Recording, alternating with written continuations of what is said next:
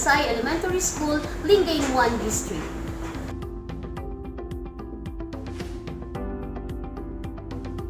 Children, before going further, let me show you first the following pictures. Are you familiar with these pictures? Today, children, we will be discussing the instrumental sections of a Western orchestra. What comes in your mind when you hear the word orchestra? Orchestra is a large instrumental ensemble and it is one of the traditional forms of Western music. So, what are the instrumental sections of a Western orchestra? Traditional orchestra contains 5 different sections of instruments, each with their own roles and functions. First is the woodwinds. This section generally has flutes, oboes, clarinets, and bason. Next is the brass section, featuring French horns, trumpets, trombones, and tubas. The third one is the percussion section, which is in back, with instruments often including the timpani, snare drum, triangle, xylophone, and bass drum. Fourth, the string section, which contains harps, violins, violas, cellos, and basses. Traditionally, this is the largest section of the orchestra, often double or even triple the size of the other sections. So, this is also the section that generally carries the melody. Most of the others provide various harmonies, although there are only 5 kinds of instruments: violin, viola, cello, double bass, and harp. This is because they are playing most of the time and usually from the basis of the music. The fifth section is the keyboards, generally meaning a piano or organ. This section is not part of all orchestras, but it's becoming more and more common. This is what a traditional orchestra generally looks like. However, this has changed several times throughout history as the orchestra grew in size.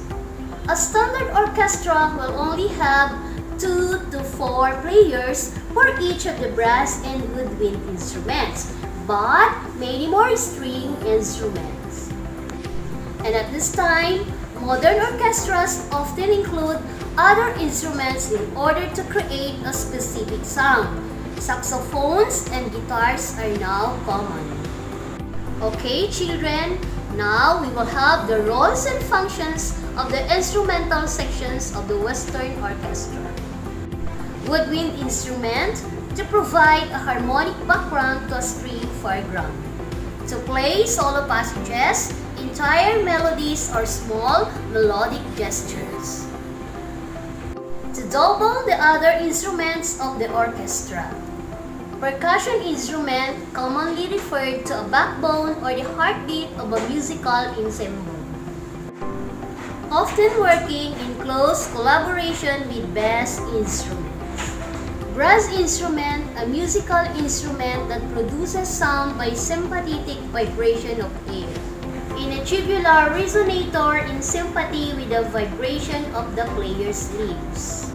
String instrument often used in a soprano, violins, alto, violas, tenor, cellos, bass, or what we call the SATB arrangement.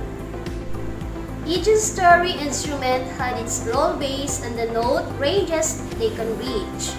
Keyboard is used to control dynamics, phrasing, shading, articulation, and other elements of expression, depending on the design and inherent capabilities of the instrument. Now, children, let us go back with the 5 musical ensembles. What are they? Let's start with the first one. We have the woodwinds, the second one, percussion instrument, the third one, brass instrument, the fourth one, string instrument, and the last one is the keyboards.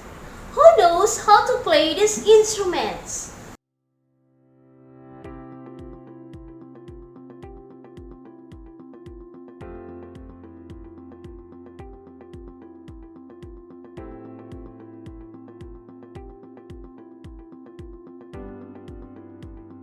Okay, now children, let us have a short checkpoint.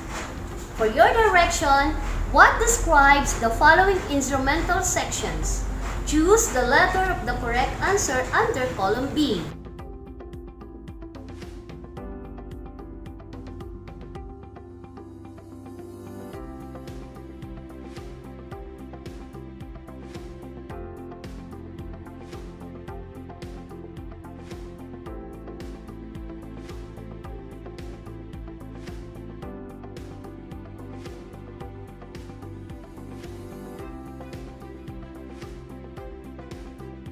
The correct answers are number 1, E.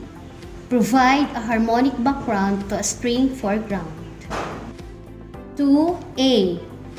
Referred to a heartbeat of a musical ensemble. 3C. A musical instrument that produces sound by vibration of air. Number 4B.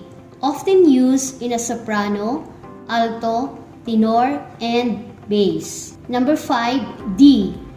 Used to control dynamics, phrasing, shading, articulation, and other elements of expression. Thank you for watching. Happy to serve!